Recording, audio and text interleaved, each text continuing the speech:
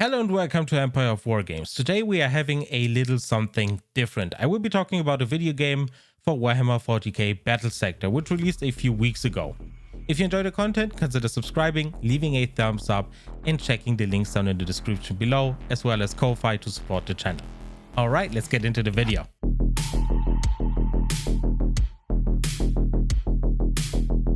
Alright, first up, a couple of things to set this video up. Number one, this video is mostly going to be spoiler free. While I would love to show you how intricate combat gets on later maps, which units you'll be getting, and some story bits, I feel like that would spoil too much and would ultimately suck. I watched a few reviews for the game and they spoil the heck out of you, which is just not the point of making a review or giving an opinion about a game.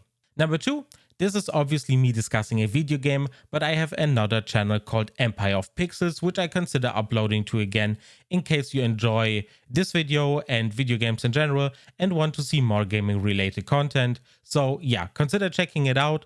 The link is down in the description below and in the pinned comment, so I would be grateful for that. And lastly, if you want to know my qualifications when it comes to video games and game design, I am a master game design student. I have worked on multiple projects that are playable on the internet and some indie games. So there is that.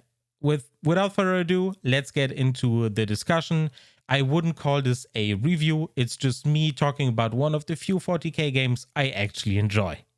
So Warhammer 40k Battlesector is about the Blood Angels and the Tyranids fighting on Baal and its moons during the Indomitus Crusade, which means we are talking about more or less current events. The game sets in right when Guilliman arrives with his new shiny Primaris Marines and heads quite a few of Blood Angels flavored Primaris over to the chapter, which has taken heavy casualties during the Tyranid invasion of High Fleet Leviathan. The game was developed by Black Lab Studios, who previously worked on Battlestar Galactica Deadlock. So when it comes to the story and the things that are being discussed in the game, Primaris are being talked about a lot. The main characters are mostly Firstborn Marines and highly skeptical of these Primaris, and they are skeptical if they are actually true Blood Angels, which I find highly interesting because there are definitely chapters which are way more skeptical when it comes to these new Marines than the Blood Angels, looking at Dark Angels and Black Templars and so on. Basically, the main character is a Blood Angels Vanguard Lieutenant and is there to test the newly arrived Primaris Marines in battle. During that, you unlock a ton of Primaris units as well as some Firstborn Marines to take into battle and play a turn-based strategy game. Generally speaking, the story is fine for what it is. It's meant to be a tactical game. It's not meant to be a story-heavy game. So it is what it is. Don't expect to have like novel or book-like story or character interaction in this. The game has a decent story arc, but it's nothing mind-blowing. The part that kept me interested in the story and listening to the character is definitely the great VA and how the campaign is generally delivered to you. It's nice to see that the developers put effort into good VA, graphics, and all-around delivery of the game when it comes to how the game feels, the UI, the VA within a certain mission, and the characters themselves. As for the rest of the story, as I said in the beginning, I don't want to spoil anything, so you have to play and find out or watch someone play it on YouTube if you prefer that. Now that we've gone over the VA and the story, let's talk about the visuals. Generally speaking, visuals are not that important to me personally, but it's nice to see a good looking 40k 3D game and the 3D models that are being provided within the game. And the ones in Battlesector look pretty good. The animations look great for the most part. There are some melee animations that are a little bit wonky, especially for unit types like aggressors. But generally speaking, the animations are really good. And the proportions when it comes to the models seem to be on point, which is great to see, especially when looking at some games from days past. Another thing I actually came to appreciate is the architecture, ruins and buildings. They look like straight out of the tabletop and are strongly reminiscent of the actual terrain you can buy from GW right now, which is really cool. But if you know Blood Angels and Baal in specific, Baal and its moons really don't offer much variety when it comes to the environment. The game tries its best to change things up, but it's mostly reds, oranges, and browns, and some grays if you are lucky. So to sum it up, the game looks pretty decent, the models are great, but the environments are a little boring and kind of samey. When it comes to the music, it's decent as well. It's atmospheric and really suits the setting as well, even though it's a little bit too toned down for my personal taste. But every 40k game, in my opinion, has to compare itself to the Mechanicus video game. And yeah, when compared to that directly, it doesn't quite hold up, in my opinion. Also, there are just not a lot of tracks in the game, so that's another downside as well. I have no idea how many exactly there are, but it really doesn't feel like there are more than 5 or 6 in the game, which is a little bit, yeah. Let's say it gets repetitive. It's not annoying or anything, but it's not quite enough, and I wish there was a little bit more variety within the music. When it comes to the sound effects, those are a hit and miss as well. The weapon sounds are generally really good, but the screams from the Tyranids or the voice lines which repeat themselves a ton get old quite fast.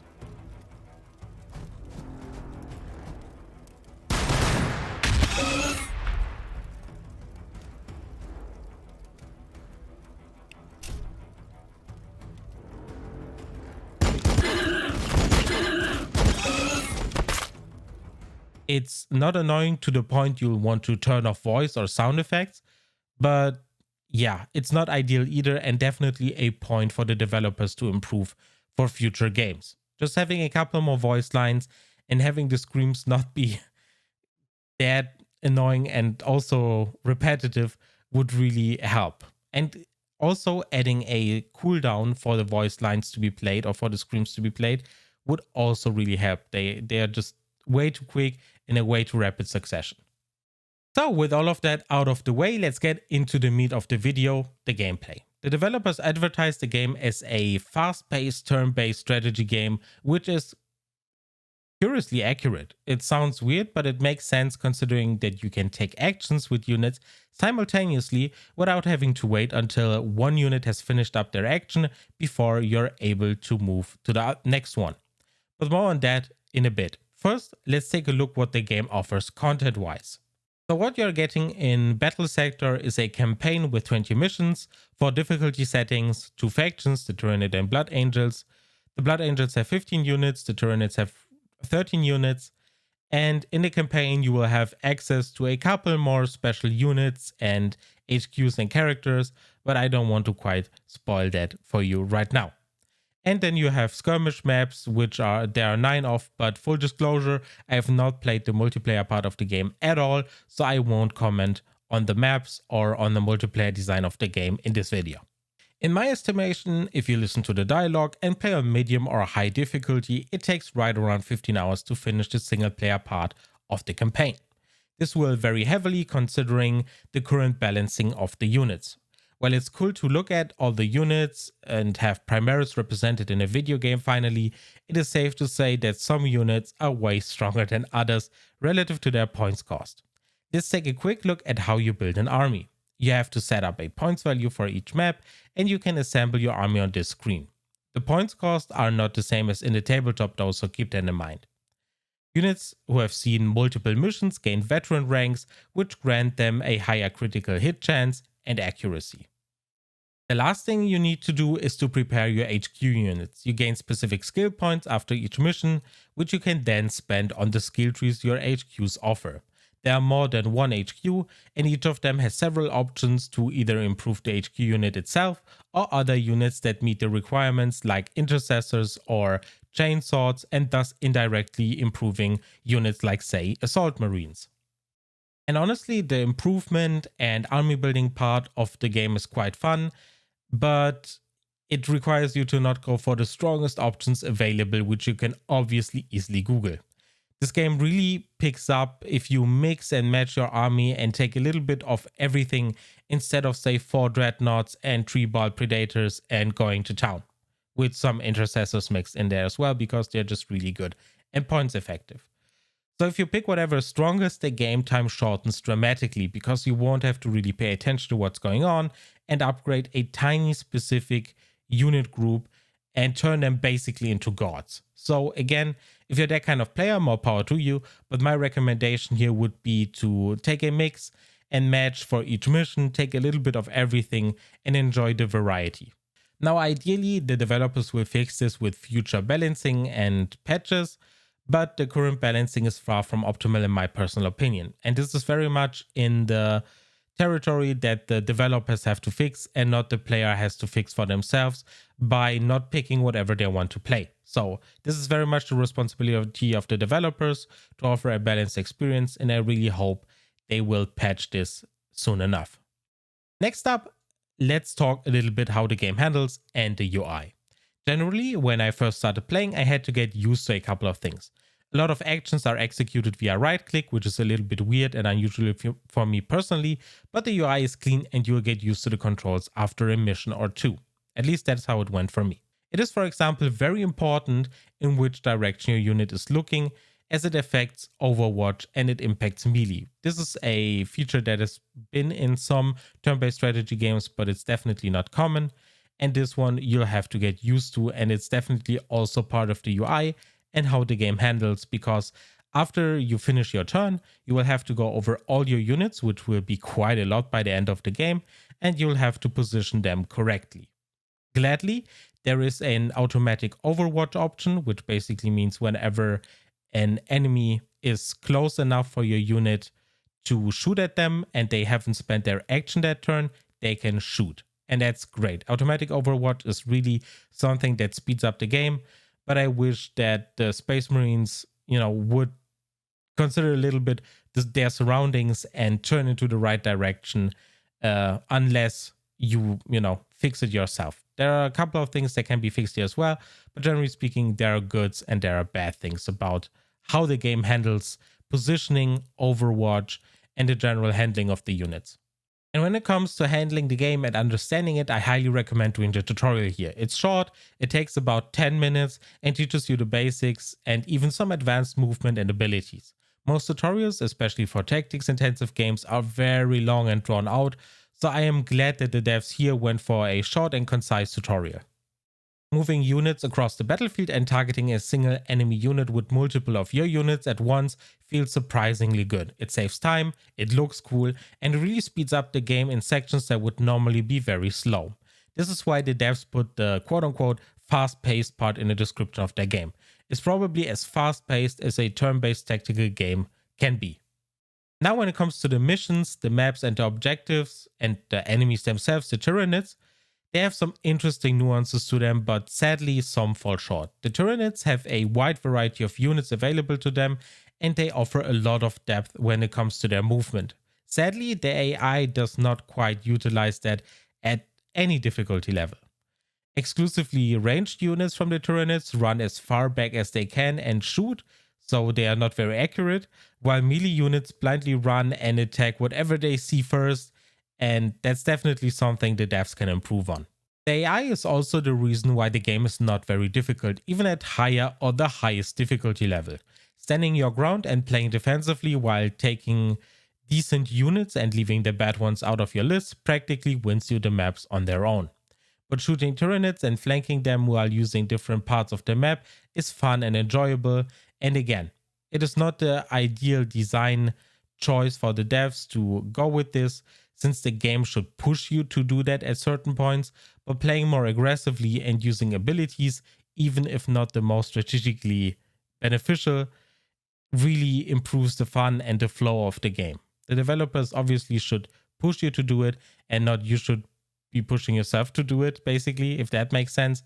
But yeah, if you're playing the game, consider just going a little bit more aggressive, consider picking a mix of different units, and you'll have a completely different experience than the person who's, reading up on it on the internet and just picking the best units available and the best tactics.